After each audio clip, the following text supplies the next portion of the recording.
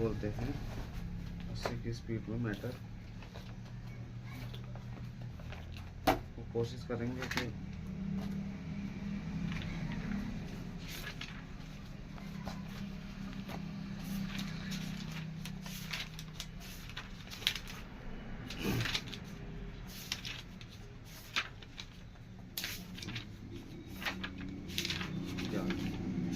Matter start होगा 5 second बाद। Ready start.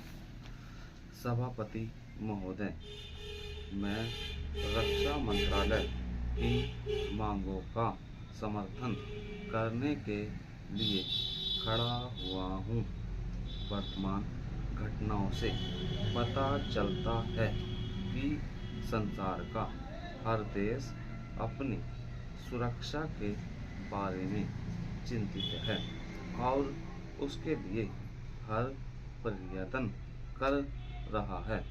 इस दृष्टि से अन्य देशों की तरह हमारे देश में भी रक्षा मंत्रालय का महत्व है।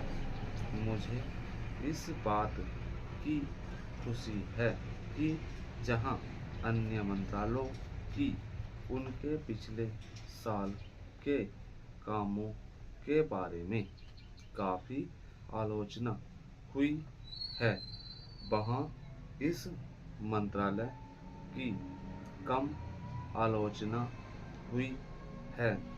इससे पता चलता है कि इस मंत्रालय ने पिछले साल अच्छा काम किया है। मोटे तौर पर किसी भी देश की सुरक्षा नीति का लक्ष्य यह होता है कि दूसरे देशों, खास तौर से पड़ोसी देशों के साथ मित्रता के संबंध स्थापित हों और हम एक दूसरे के मामलों में हस्तक्षेप न करें। लेकिन उसके साथ यह भी जरूरी होता है कि हम अपने देश की सीमाओं और अखंडता की रक्षा करें। इसलिए हमारे देश का यह कर्तव्य हो जाता है कि हम अपने पड़ोसियों के कार्यों पर पूरी नज़र रखें, क्योंकि आज तक हमारे देश पर जो संकट आए वे हमारे पड़ोसियों से आए हैं। 1965 में पाकिस्तान के साथ जो लड़ाई हुई और उसके बाद ताशकंद में जो समझौता हुआ वह सिर्फ कागज पर ही रहा। पाकिस्तान ने उस पर कोई अमल नहीं किया। इस दृष्टि से बहुत जरूरी है कि हम अपने देश की सुरक्षा की हर तरह से व्यवस्था करें। हमारा उद्देश्य दूसरों पर आक्रमण करना नहीं है, लेकिन यदि हम पर कोई आक्रमण करे तो हमें इतनी शक्ति अवश्य होनी चाहिए कि हम उसका डटकर सामना कर सकें। चेंज, आप जानते हैं कि पिछले दिनों पाकिस्तान को अमेरिका और चीन से काफ़ी मदद मिली है। रक्षा मंत्रालय की रिपोर्ट में कहा गया है कि पिछले साल पाकिस्तान को 1500 करोड़ रुपए की फौजी सहायता दी है। आज जहां हम फौजी सामान के लिए अपने कारखानों की मदद से अपनी शक्ति बढ़ाने का प्रयत्न कर रहे हैं, वहाँ पाकिस्तान संसार के देशों से फौजी सामान खरीद रहा है। अपनी नीति के कारण वह सब देशों से लाभ उठा रहा है। मेरा सुझाव है कि हमको भी अपनी शक्ति बढ़ाने के लिए संसार के अन्य देशों से अधिक फौजी सामान खरीदना चाहिए। आज तिब्बत की सीमा पर चीन की 1.5 लाख फौज खड़ी है। स्टॉप। एक लिखेंगे हम रैंडम मैटर जो उसकी आउटलाइन से होगी और एग्जाम्पल्स का होंगे।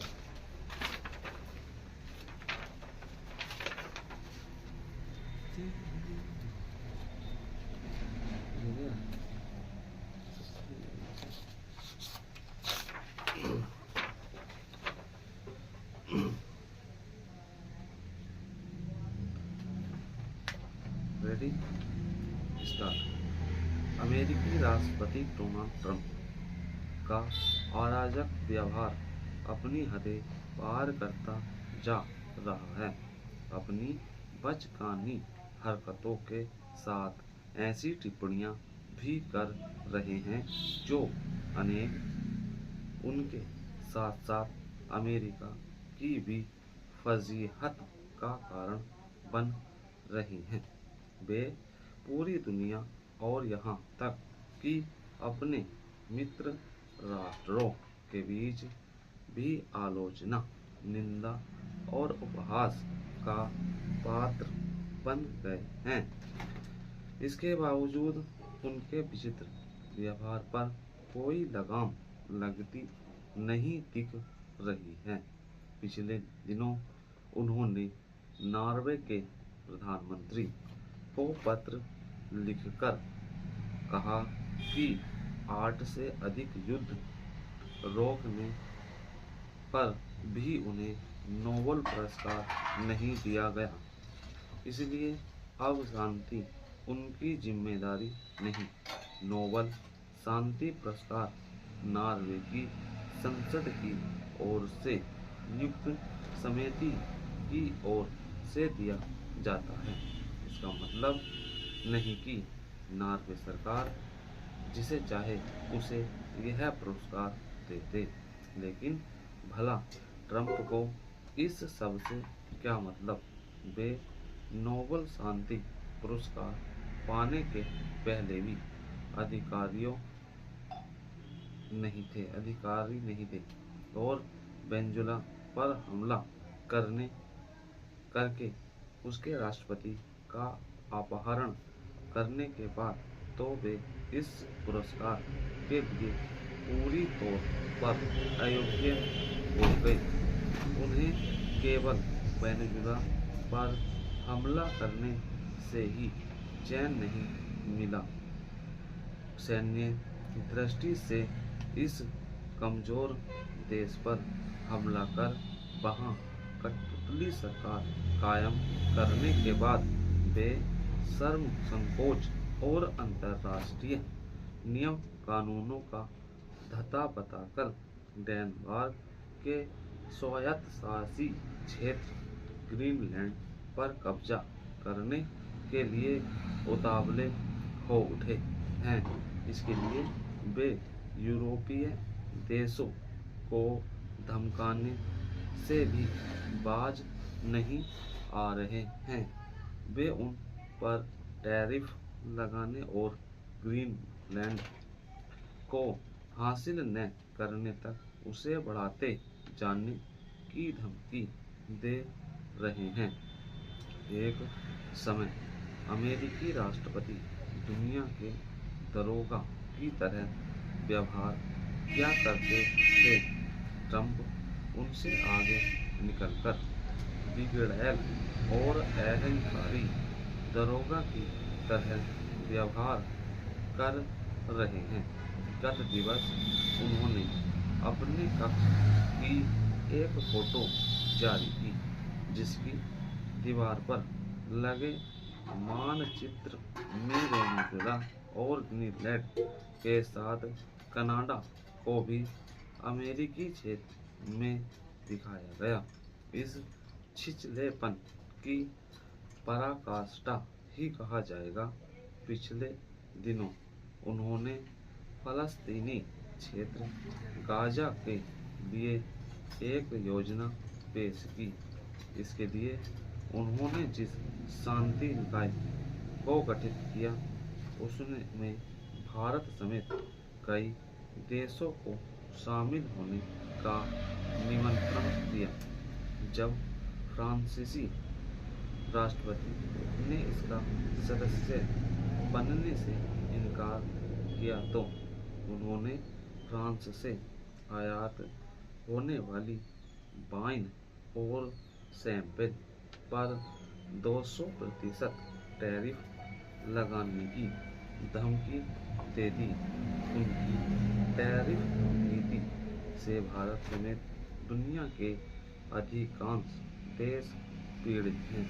अब जब यह स्पष्ट है कि ट्रंप मनमानी थमने वाली नहीं, तब फिर विश्व के प्रमुख राष्ट्रों के लिए यह आवश्यक हो जाता है कि वह उनकी दादागिरी का मिलकर सामना करने के लिए एकजुट हों। इसके अलावा और कोई उपाय नहीं। स्टॉप।